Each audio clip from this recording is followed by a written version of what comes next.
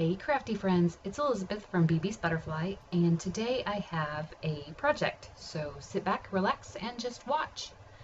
This is the first time I'm doing a narration, so just kind of bear with me as I try this process. But basically what I'm going to do is take some photo paper and use my distress oxides. And what I started out with is salty ocean, ice spruce, and faded jeans.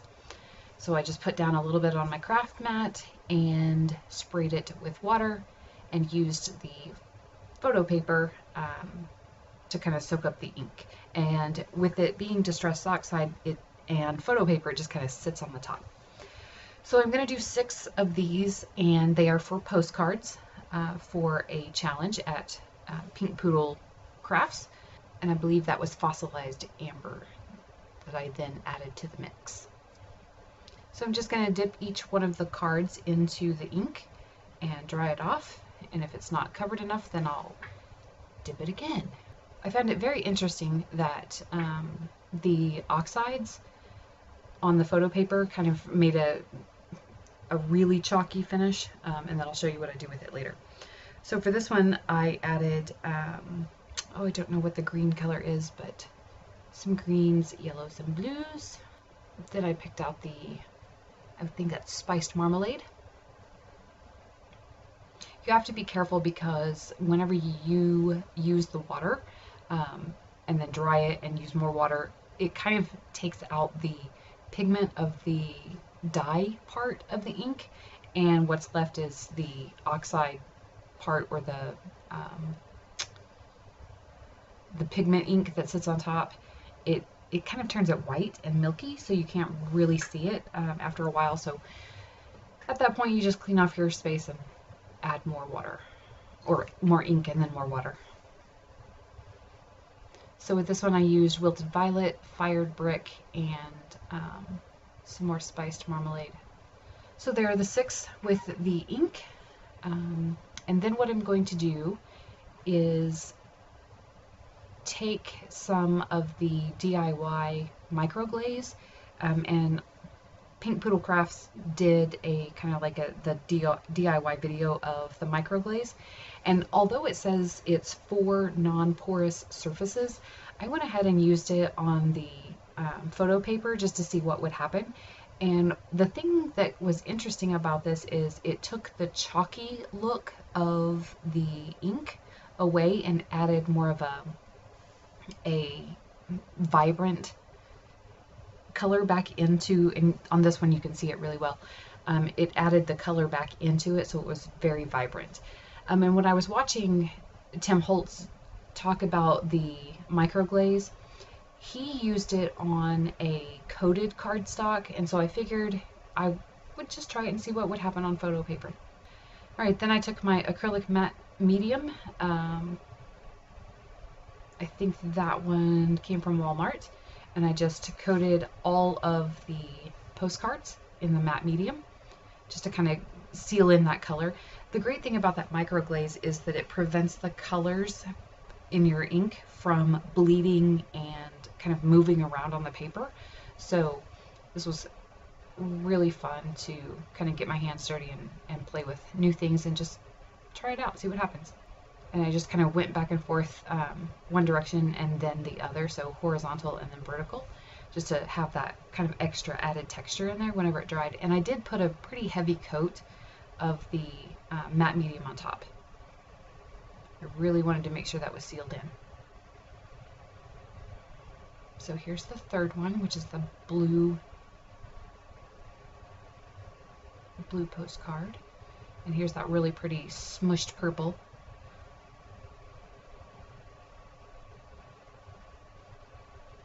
Going in hyper speed. Alright, so I put them all together, and then I took my black StazOn and one of the stamp sets from Stampin' Up, which is like a honeycomb background, and I didn't let the matte medium dry all the way, so you see me picking off a piece of the matte medium that pulled away from the card, which is okay. It's fine, because I'm going to put on several layers of sealer. So what I did with the honeycomb background is I just used the black StazOn and I stamped just randomly all over the cards just to give it some interest. And I know you can't really see it in the video just yet because I'm way too high above the table.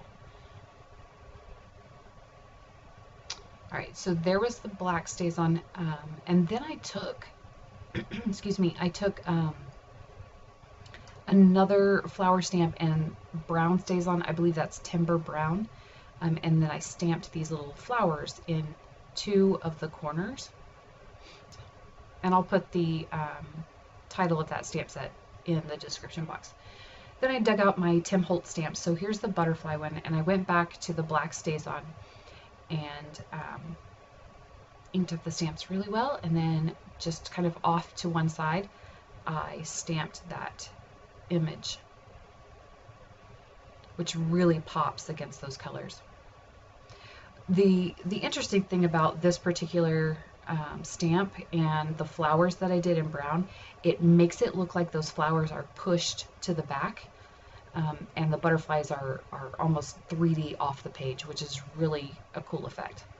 So I went back to the brown StazOn and another one of the stamps, and this one talks about happiness, and I'll show it to you here in a bit, but I used Whisper White cardstock from Stampin' Up, and I stamped out that image 6 times because I'm making 6.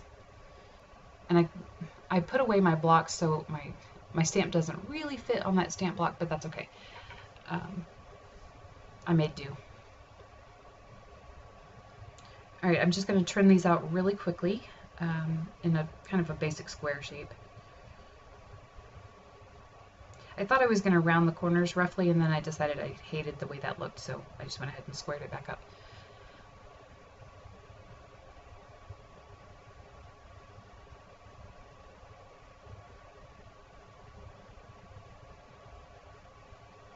And I like to save, larger scraps, at least a 2x2 square if I can, maybe a 1.5 by 1.5 square, so I just wanted to make sure I had extras. Then I couldn't find my large distress ink pad in Vintage Photo, so I'm using my mini one, and I also could not find my DIY ink blending block, so I just kind of used my hands and made it work. And I'll link to the video where I talk about the Fun Foam, which is what I'm using for the blending tool. I think it works much better than the felt because the ink sits on top of the foam and doesn't really soak into it, so you get really good coverage with that ink. Then I'm going to glue those down with Martha Stewart decoupage glue, and this is in a violet tint. And when I opened it up, I thought I was just going to use it straight out of the bottle, but then I realized it needed some quick stir. So what's really cool about this decoupage glue is that it's clear, but it has just this violet opal tint to it. Excuse me, which kind of really puts a nice sheen on the surface of whatever it is you're using, and there you can kind of see it. In one light it looks straight up colored, and in a tilted kind of offset light it has this really pretty violet color to it. So again, I'm just sealing down those the sentiment on all of those cards, and I'm putting a decent layer of the decoupage glue on top. That one you could really tell the little violet tint to that card. This one does it really well too, because this particular one is kind of a purpley color anyway. The violet shows up really nice against the light.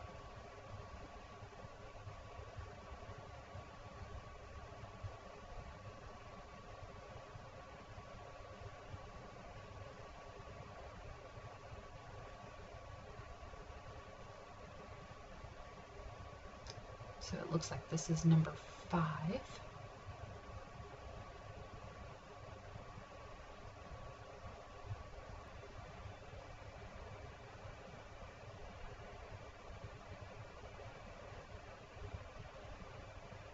Alright, putting that one down. I'm making sure that I get... What I forgot to do is put some of that decoupage glue on the card and then on the back of the sentiment and glue them together that way. So, but that's okay. It seemed to work okay anyway. So there are my 6 cards, and I dug out one of my Tim Holtz stamps, which is the little kind of polka dotted hole things, distressed holes. And this texture paste I'm using is a DIY texture paste, and I used baby powder and glue. No water, just baby powder and glue.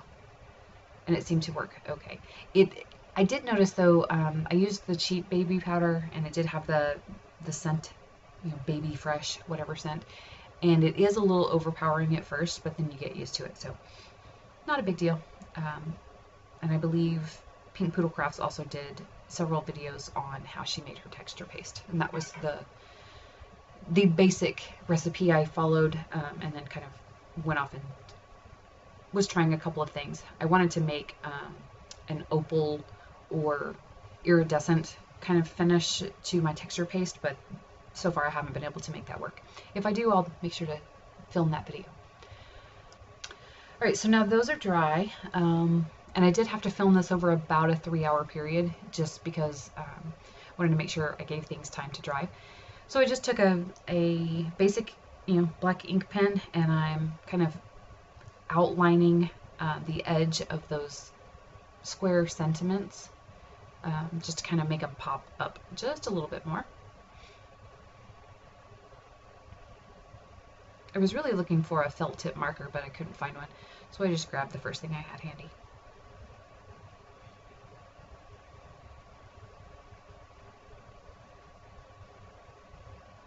Then I wanted to make sure that I added my initials onto each of these, so I took a silver gel pen, and I just put my initials kind of hidden a little bit in the flower, and then I realized I did not add the year to it, so I'm going back and adding 2017 to all of them.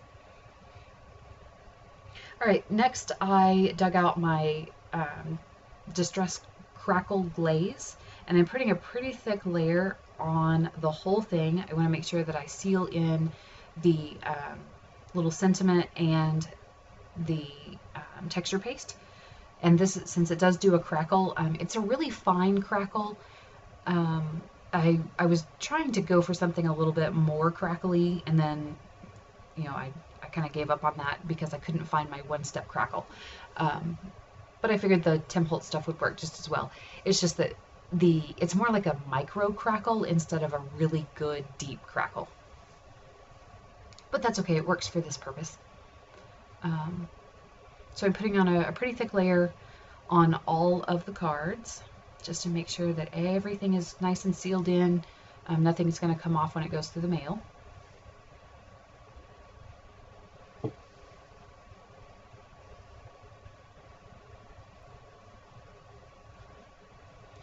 And because of the crackle glaze, I wanted to make sure that I cleaned off my surface after every single card, just to make sure that I didn't get any crazy weird stuff on the other cards, mess them up.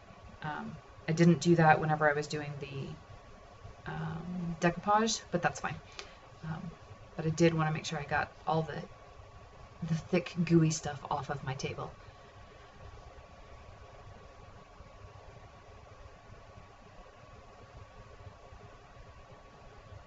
So I think this is number 5, maybe number 6.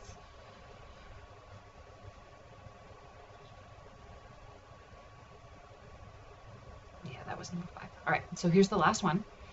And you can kind of see the way the background kind of keeps getting pushed to the back after each layer of thing that I add on. And the colors turned out so nice. I was so impressed after I finished them all.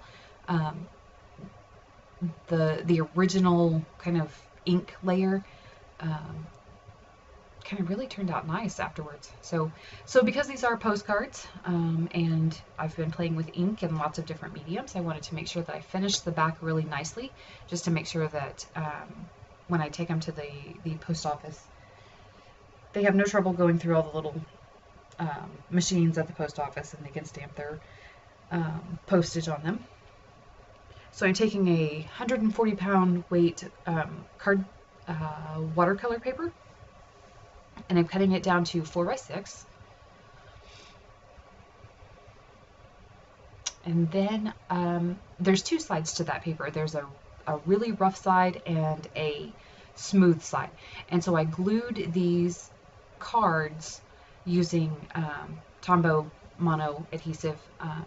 I glued the card to the rough side so that the smooth side was facing the back, and that's the side that you write on. I just wanted to make sure that, you know, anytime the post office needed to print something or run it through the machines, that the texture didn't interfere with anything that they needed to do. All right, and because I don't cut straight, I wanted to make sure that I trimmed up everything nicely, making sure that the front and the back papers match. I tried it with my trimmer, and because the card now is pretty thick, the trimmer didn't want to do the job. So I dug out my handy dandy Tim Holtz scissors, and I'm just cutting off ever so slightly the little extra white that shows up on the edge.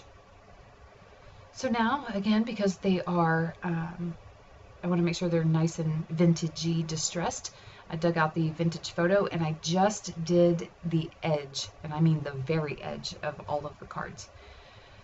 And then I wanted to make sure I had the lines on the back for postcard. I do have a postcard stamp, but it did not have didn't have the right artwork on it that I wanted to use, so I chose to just use my quilting ruler and line everything up and draw the lines myself.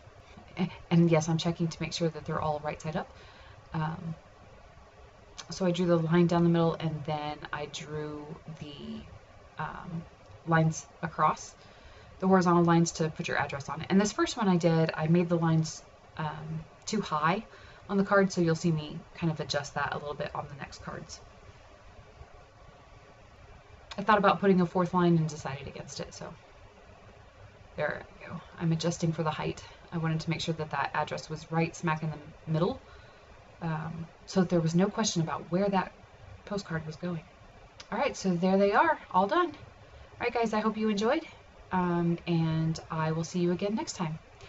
Don't forget to like and subscribe, and if you want to get notifications of new videos, don't forget to hit the little bell. Talk to you guys again soon. Have a great night. Bye.